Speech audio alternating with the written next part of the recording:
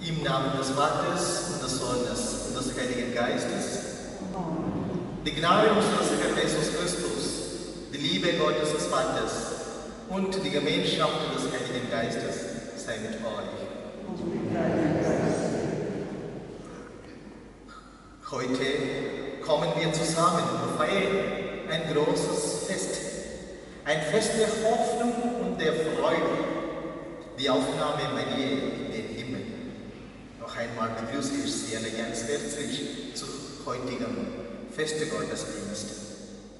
Viele von Ihnen haben heute nach der Tradition auch Blumen und Kräuter mitgebracht.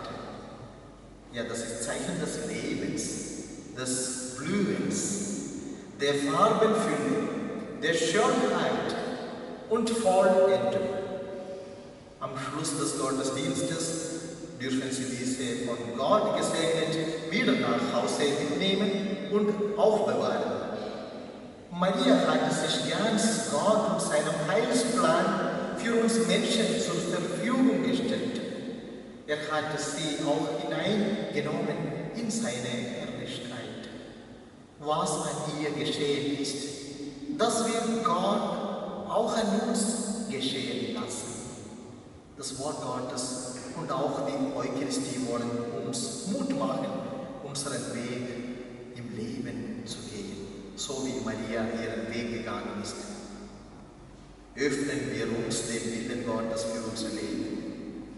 Durch das folgende Kyrie-Gebet wollen wir uns besinnen und bekennen, dass wir sündige Menschen sind. Und wir bitten um das Erbarmen Gottes, die Kraft, die Gnade Gottes.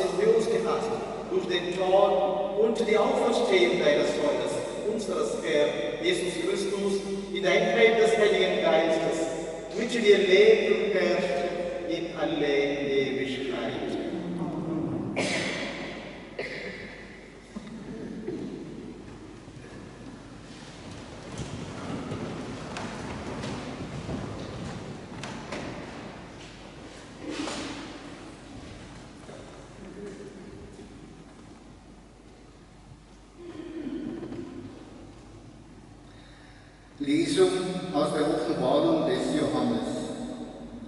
Der Tempel Gottes im Himmel wurde geöffnet und in seinem Tempel wurde die Lage seines Bundes sichtbar. Dann erschien ein großes Zeichen am Himmel, eine Frau mit der Sonne bekleidet. Der Mond war unter ihren Füßen und ein Kranz von 12 Sternen auf ihrem Haupt. Sie war schwanger und schrie vor Schmerz in ihren Geburtswehen. Ein anderes Zeichen erschien am Himmel und siehe, ein Drache, groß und feuerrot, mit 7 Köpfen und 10 Hörnern und mit 7 Diademen auf seinen Köpfen. Sein Schwanz legte ein Drittel der Sterne vom Himmel und warf sie auf die Erde herab. Der Drache stand vor der Frau, die gebären sollte. Er wollte ihr Kind verschlingen, sobald es geboren war. Und sie gebar ein Kind, einen Sohn, der alle Völker mit eisernem Zepter weiden wird. Und ihr Kind wurde zu Gott und zu seinem Thron entrückt. Die Frau aber floh in die Wüste, wo Gott ihr einen Zufluchtsort geschaffen hatte. Da hörte ich eine laute Stimme im Himmel rufen: Jetzt ist er da, der rettende Sieg, die Macht und die Königsherrschaft unseres Gottes und die Vollmacht seines Gesalbten. Wort des lebendigen Gottes.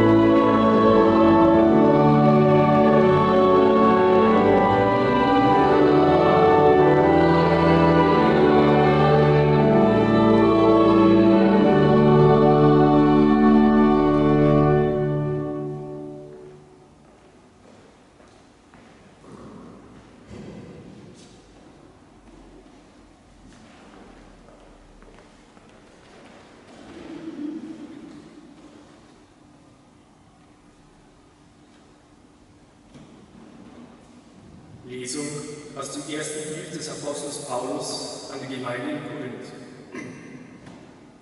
Schwestern und Brüder, Christus ist von den Toten auferweckt worden, als der Erste, der entschlafen wird. Da nämlich durch einen Menschen der Tod gekommen ist, kommt durch einen Menschen auch die Auferstehung der Toten. Denn wie in Adam alle sterben, so werden in Christus alle lebendig gemacht werden. Es gibt aber eine bestimmte Reihenfolge. Erster ist Christus. Dann folgen, wenn Christus kommt, alle, die zu ihm gehören.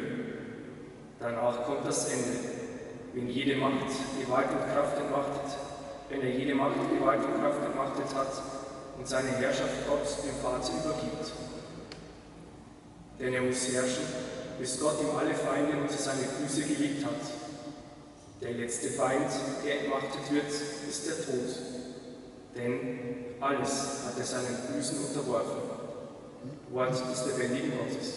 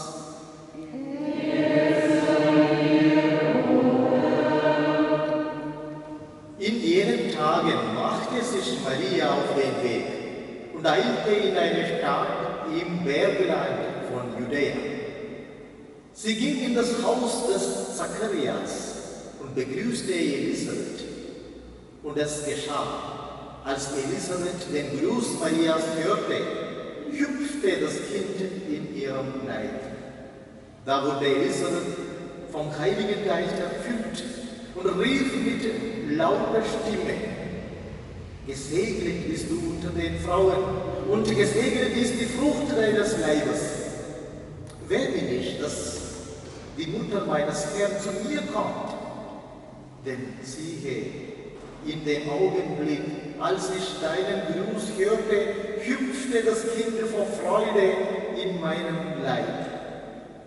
Und selig, die geglaubte hat, dass sich erfüllt, was der Herr ihr sagen ließ.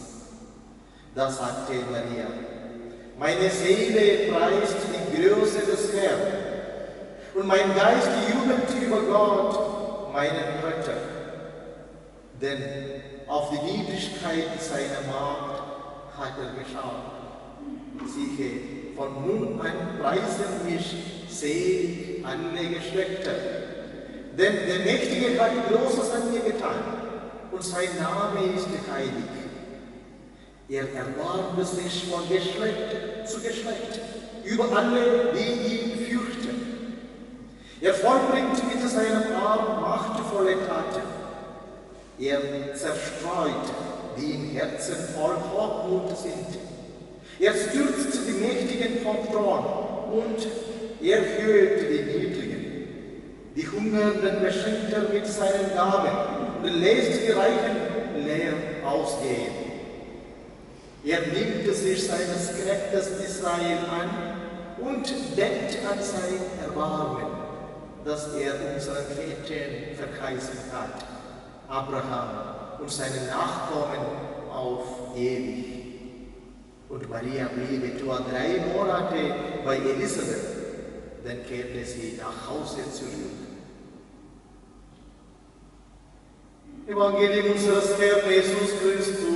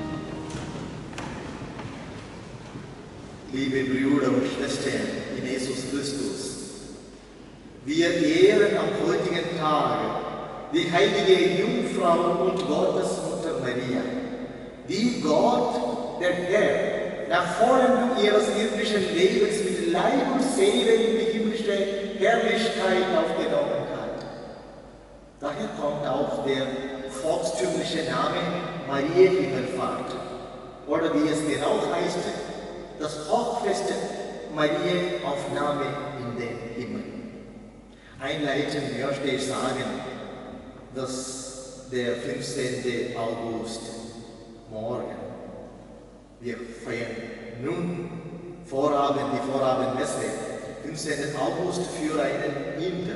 Ich habe gesagt, ich komme aus dem Süden Indiens.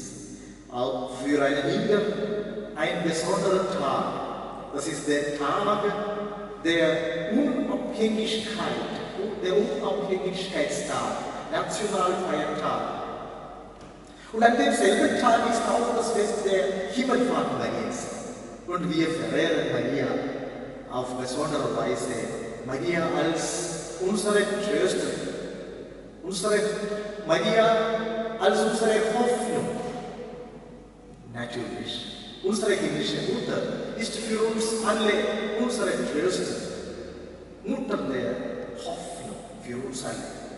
Ich möchte Ihnen einige meiner tiefen Überzeugungen über die Mutter Gottes Maria heute mitteilen. Maria ist ein Vorbild für uns, das es möglich gemacht hat, diese Erde zum Himmel zu machen. Der Himmel ist dort, wo Gott gegenwärtig ist. Sie macht es möglich, indem sie dem Willen Gottes in sich selbst zugestimmt hat. Sie ist der erste Tabernakel. Einer der Priester unserer Kongregation hat für diese Botschaft ein besonderes Charisma und er hat auch eine Bewegung gegründet. Pater Joy, er ist in Indien. Er leitet eine Pro-Life-Bewegung für Leben, genannte Fastentabernakel. Er sagt, wir haben eucharistische Anbetung, aber wir sollen nicht vergessen, Maria, unsere himmlische Mutter, Mutter Gottes, Mutter von Jesus, ist der erste Tabernakel.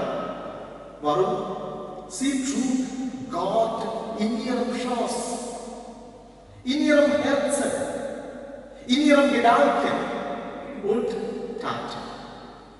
Und wir müssen uns bewusst sein, dass auch wir Gott in uns tragen.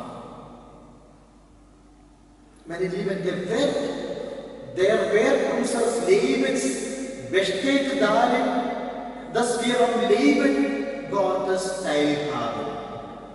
Das Leben, unser Leben ist göttlich, ein Geschenk Gottes.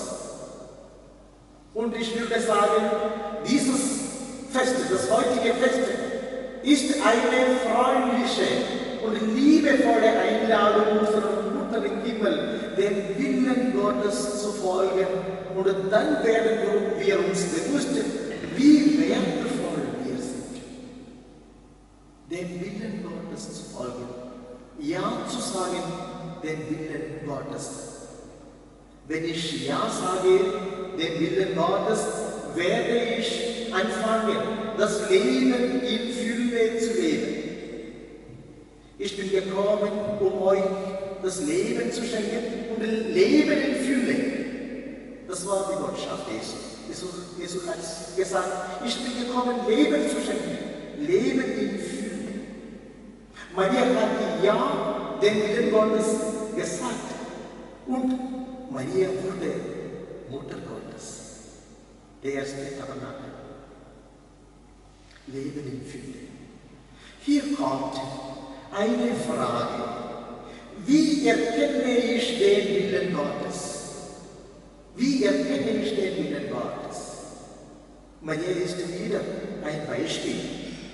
In der Heiligen Schrift steht geschrieben, Maria bewahrte das Wort Gottes in ihrem Herzen und meditierte. Ich möchte 2 Tipps geben, damit man erkennt, was der Willen Gottes ist. Der Wille Gottes ist natürlich den Plan Gottes über mich. Aber wie soll ich den Plan Gottes in meinem Leben erkennen? Das ist die Frage. Der erste Tipp. Durch das Gebet wirst du wissen, was der Plan Gottes mit mir ist. Durch das Gebet. Wir beten und wir hören die Lesungen. Heute haben wir 2 Lesungen gehört. Eine Lesung aus dem Alten Testament und dem Neuen Testament auch das Evangelium. Diese Lesungen haben etwas persönlich mit mir zu reden.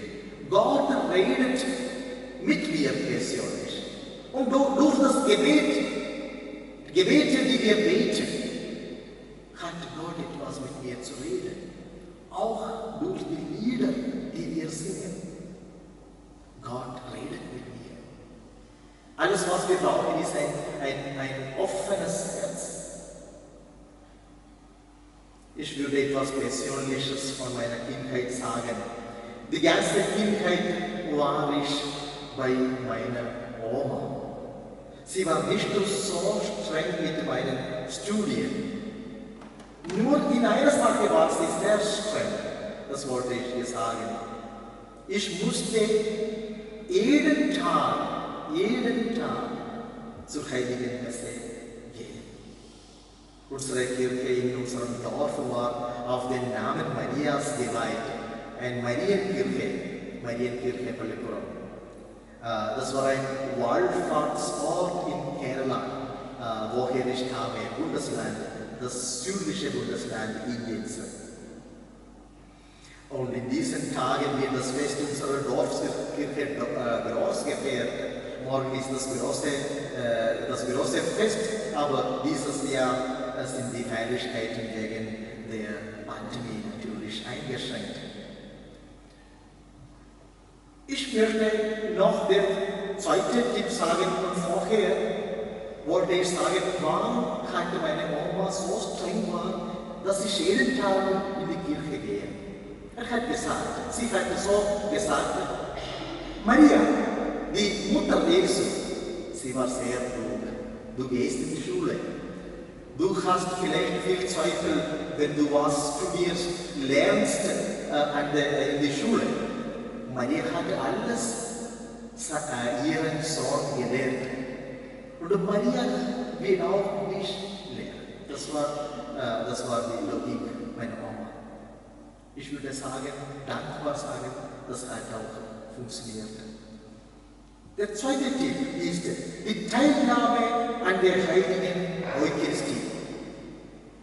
So wie das Brot und der Wein in der heiligen Eucharistie in den Leib und das Blut Christi verwandelt werden, kann Gott dich und mich verwandeln. Gott kann uns heilen. Gott kann unsere Fragen beantworten. Maria hat so gesagt, der Allmächtige hat Großes an mir getan. Der Allmächtige hat Unmögliches an mir getan. Nichts ist für Gott unmöglich. Also die heilige Messe, Teilnahme an der heiligen Eucharistie, ist die wertvollste Zeit in unserem Leben. Gott kann uns Wunder wirken. Ich möchte noch ein bisschen zu meiner Oma kommen. Durch den liebevollen Zwang meiner Großmutter war ich während meiner Kindheit ein Ministrant. Jeden Tag, fast 7 Jahre war ich jeden Tag. Unser Haus war nicht weit weg von der Kirche, aber trotzdem in der Früh aufzustehen war nicht so leicht. Ich habe nicht die Bedeutungen der Gebete verstanden. Als Ministrant sollte ich auch viel lesen, die Gebete lesen. In unserer Kirche, des Romalabarischen Ritus, gibt es einiges zu tun. Aber die Bedeutungen habe ich nicht verstanden, was ich gebetet habe. Aber ich muss eines sagen. Ich bekam eine Art von Vertrauen, dass Gott bei mir ist. Gott ist nicht jemand, der von mir weg ist, sondern er ist mit mir. Ich bin nicht allein. Und das Bewusstsein wurde gestärkt, dass ich ein Kind Gottes bin. Und aus meiner Erfahrung kann ich sagen, dass diese Besuche der Heiligen Messe mir geholfen haben, durch das Gebet zu finden, wer ich bin, meine Identität. Ich bin ein Kind Gottes. Meine Lieben, unsere Identität ist dieselbe. Wir sind Kinder Gottes. Wir haben Anteil am göttlichen Leben. Und Jesus kann uns in jeder Not helfen. Er kann uns heilen, uns Leben in Fülle schenken. Wir müssen uns nur Gott hingeben. Kleine Dinge können im Leben Wunder bewirken. Also ich würde sagen, wir müssen das Vertrauen tief machen. Ein Vertrauen. Wie? Einfach hinsetzen in der Gegenwart Gottes und sagen, Gott, ich bin dein Eigentum. In Australien habe ich ein schönes Gebet gelernt. Das ist so, O Jesus, dir lebe ich, O Jesus, dir sterbe ich, O Jesus, dein bin ich im Leben und im Tode. Amen. Ich bin dein Eigentum. Ich gehöre zu Gott und er verlässt mich nicht allein. Durch Maria lernen wir dies. Maria ist mit uns und ich wünsche Ihnen Mariens Schutz. Maria führt uns zu Jesus, wie sie im Kana getan hat. Maria führt uns zu Jesus, zum Himmel. Amen.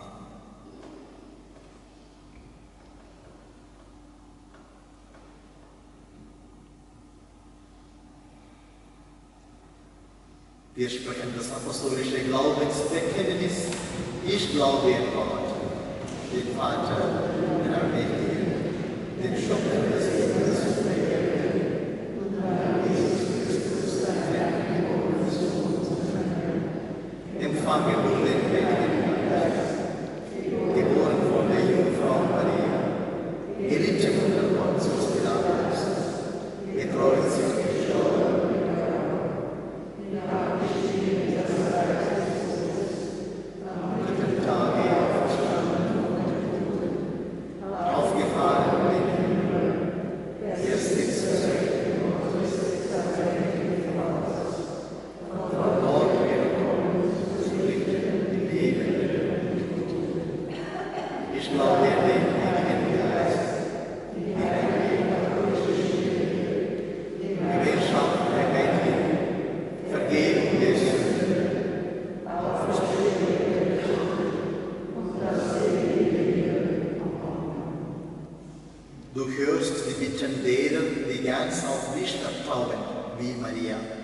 die Sehnsucht der Menschen bringen wir betend vor dich. Wir legen alle unsere Anliegen in die Hände Gottes und beten. Für alle Menschen ohne Hoffnung, lass sie Mut schöpfen im Blick auf Maria. Wende ihren Blick zum Ziel des Lebens. Wir bitten dich. Für alle, die ohne Trost sind, erhelle das Dunkel ihres Herzens. Wandle ihre Trauer in Freude. Für alle Menschen auf der Suche nach sich selbst und einem gelingenden Leben, zeige ihnen den Weg der Hingabe und Liebe. Für alle Benachteiligten, entfache unser Mitleid und unsere Barmherzigkeit. Wir bitten für alle naturverbundenen Menschen. Lass uns die Schönheit der Schöpfung und die Würde des Menschen achten. Für alle, die Maria ehren, schenke ihnen in den Worten, Bildern und Liedern Sicherheit auf dem Weg durch das Leben. Für unsere Heimat. Führe uns zu den tragfähigen Quellen des Glaubens. für alle unsere lieben Verstorbenen. Erfülle an ihnen alle deine Verheißungen, vollende sie mit Leib und Seele in der Gemeinschaft der Heiligen.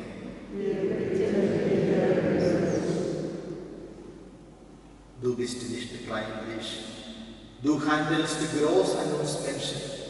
Bei dir wissen wir uns gut aufgehoben im Leben und im Sterben, durch Christus, unseren Herrn. Amen.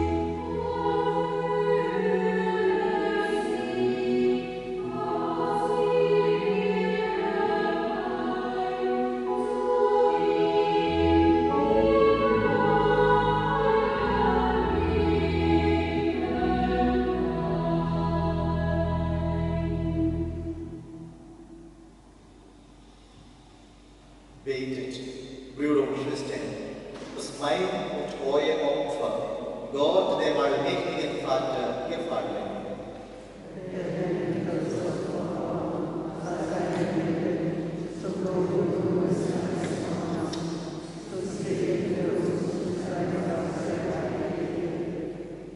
Allmächtiger Gott, unser Gebet und unser Opfer steige zu dir empor.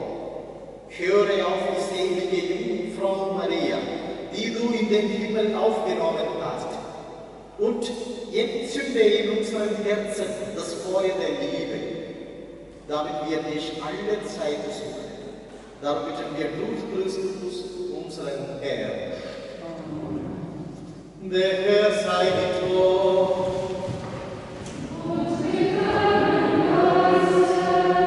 Ihr hebet die Herzen.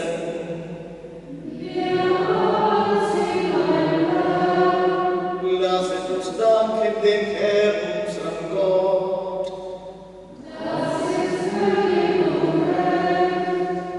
In Wahrheit ist es würdig und recht, die allmächtige machen und das Werk deiner Gnade zu üben.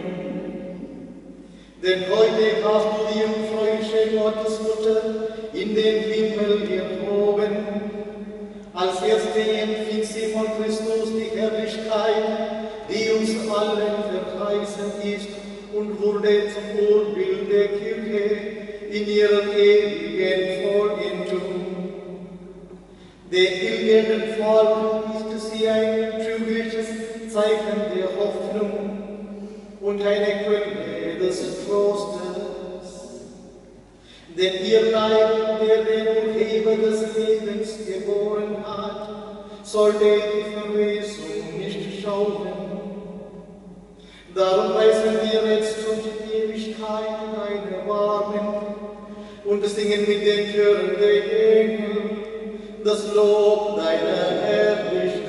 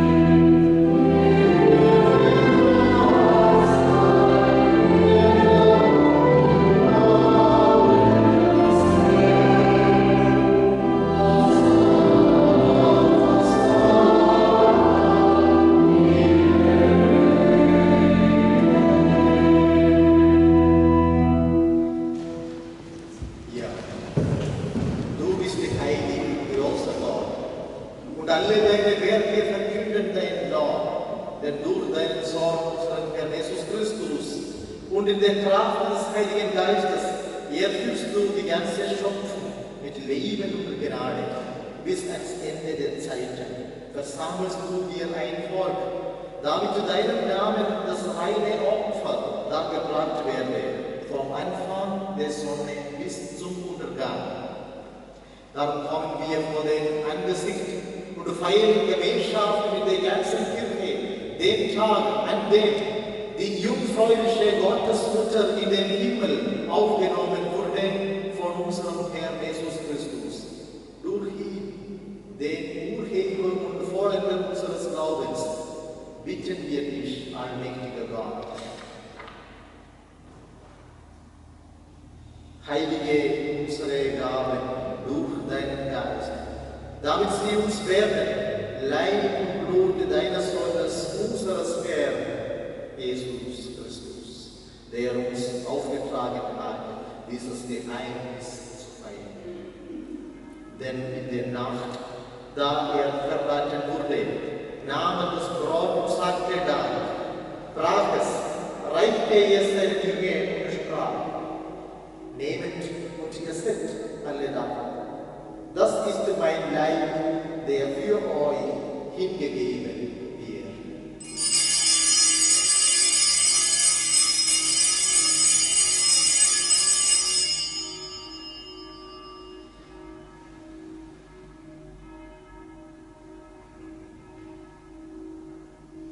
Ebenso nahm er nach dem Mahl den Kelch, dankte wiederum, reichte ihn seinen Jüngern und sprach: Nehmet und trinket alle daraus.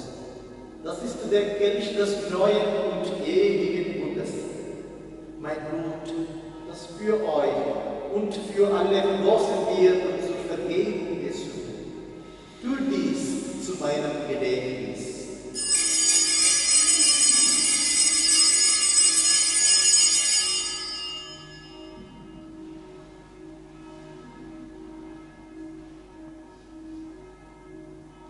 Geheimnis des Glaubens, deinen Tod, o Herr, verkünden wir, und deine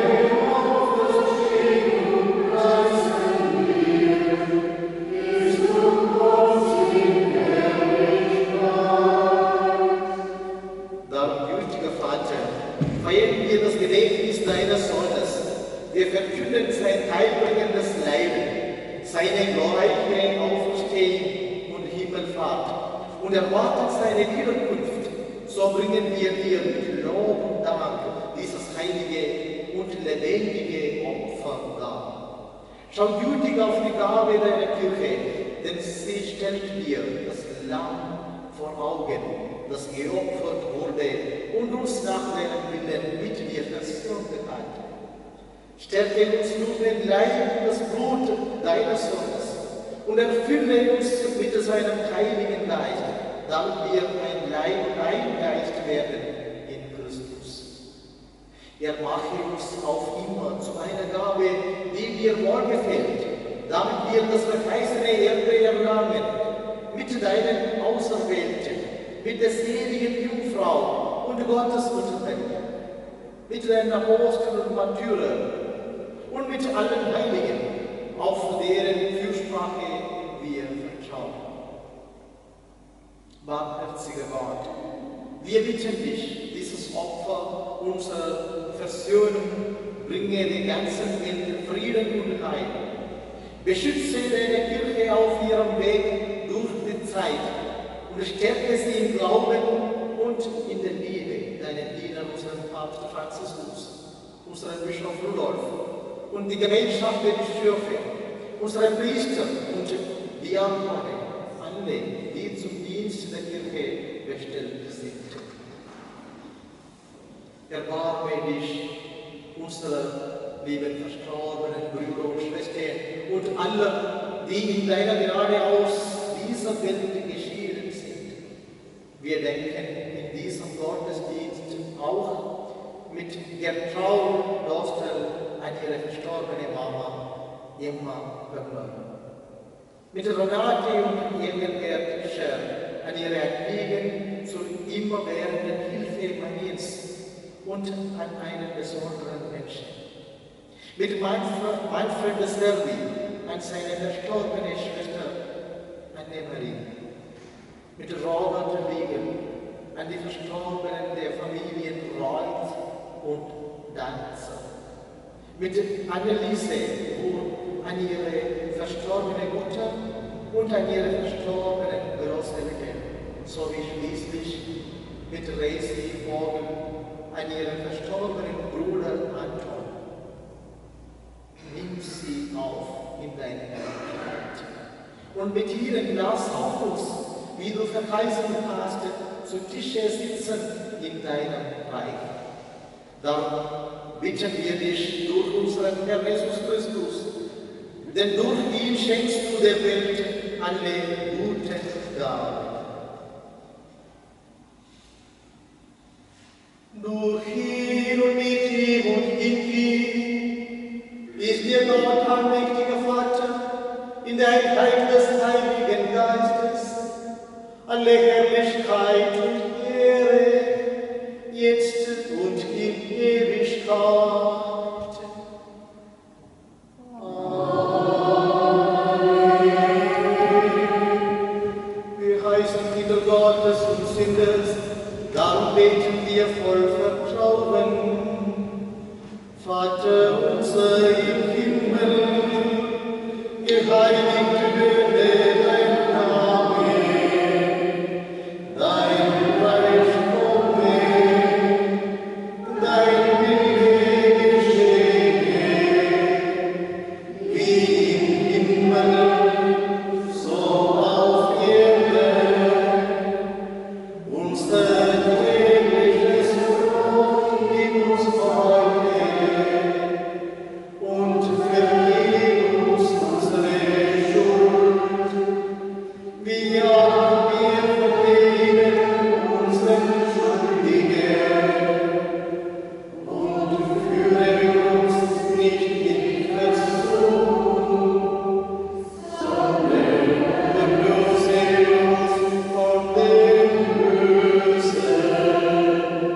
Erlöse uns, Herr allmächtiger Vater, von allem Bösen und gib Frieden in unseren Tagen. Komm uns zu Hilfe mit deinem Erbarmen und bewahre uns vor Verwirrung und Sünde, damit wir voll Zuversicht das Kommen unseres Erlösers, Jesus Christus, erwarten. Denn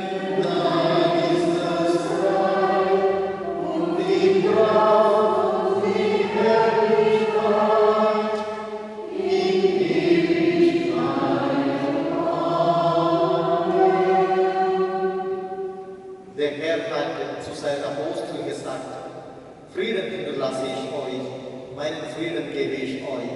Deshalb bitten wir, Herr Jesus Christus, schau nicht auf unsere Sünden, sondern auf den Glauben deiner Hilfe und schenke ihr nach deinem Willen Einheit und Frieden. Der Friede des Herrn sei alle Zeit mit euch. Gebt einander ein Zeichen des Friedens und der Versöhnung.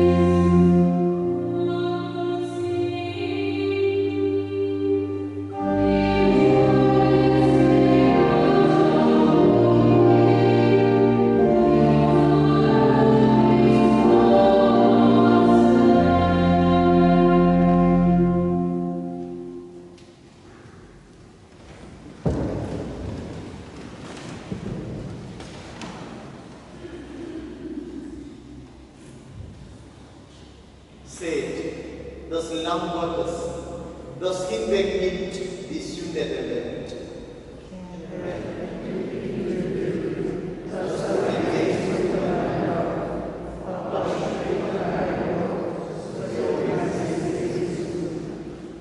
Selig, die zum Hochzeitsmahl des Lammes geladen sind.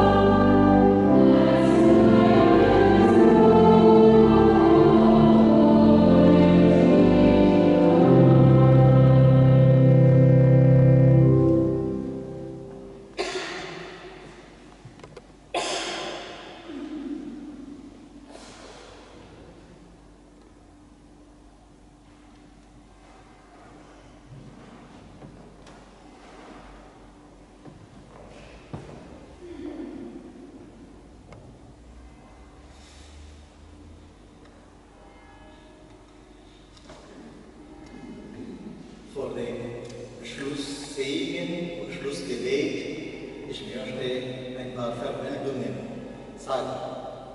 Die Freiwillige Feuerwehr Diefenbach veranstaltet an diesem Sonntag, den 14. August, eine Hilfsaktion zugunsten der Hochwasseropfer im Ahrtal.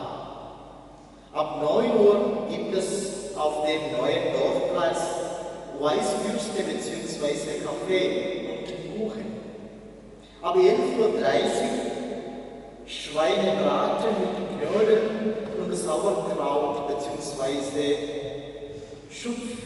Schupfnudeln mit Sauerkraut. Stimmt das? Ab 14 Uhr gibt es Kaffee und Kuchen bzw. Bratwürste und Steaks vom Grill.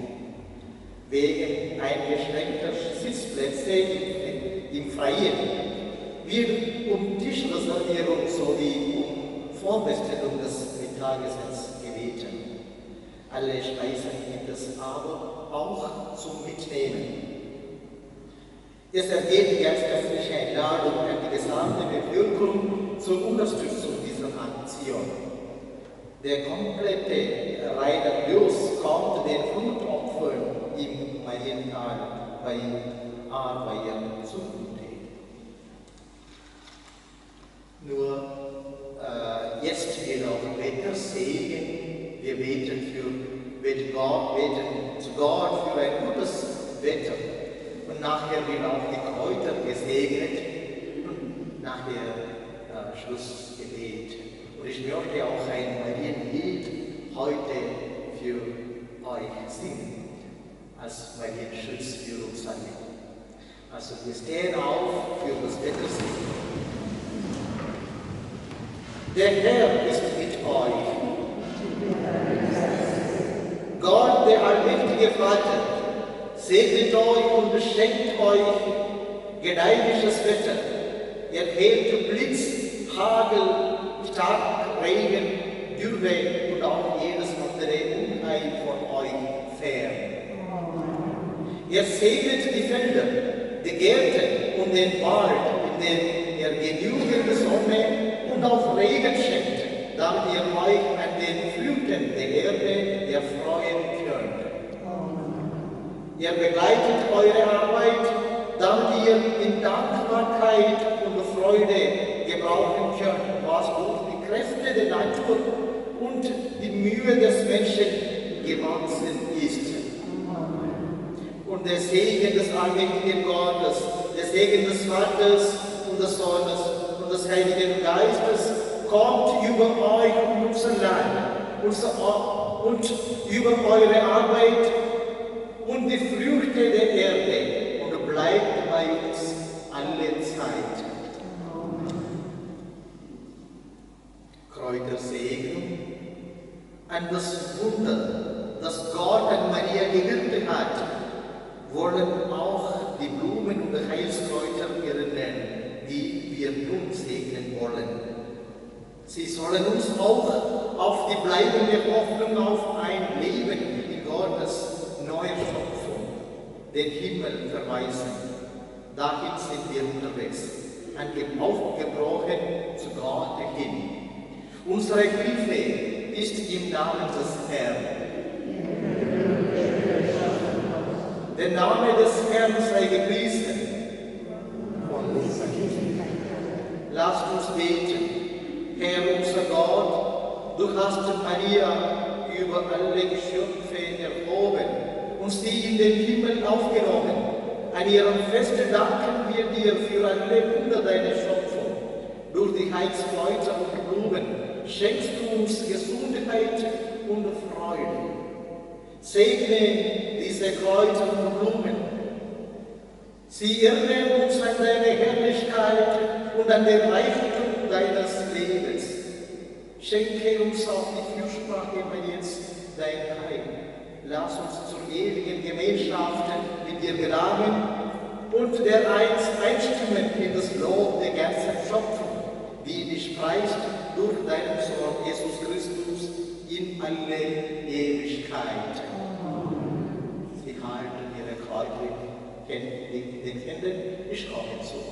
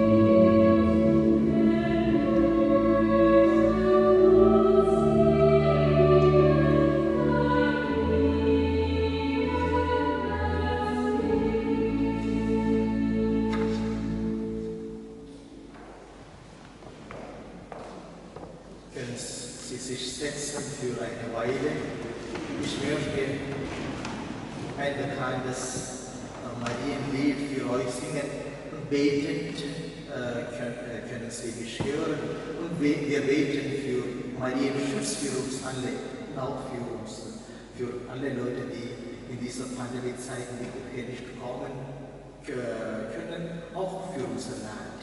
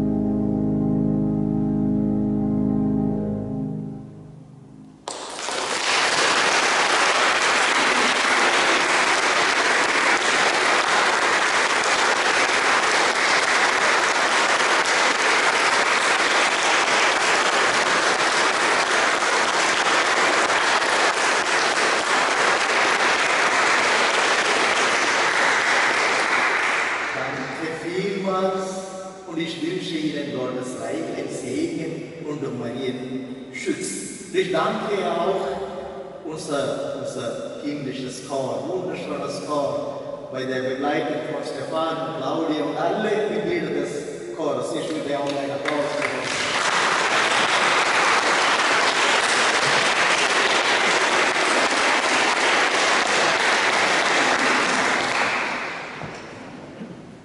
Ich möchte noch den Segen Gottes auf den Weg geben. Ist er. Der Herr sei mit euch und mit deinem Geiste. Der segne euch der allmächtige Gott, der Vater, der Sohn, der Heilige Geist.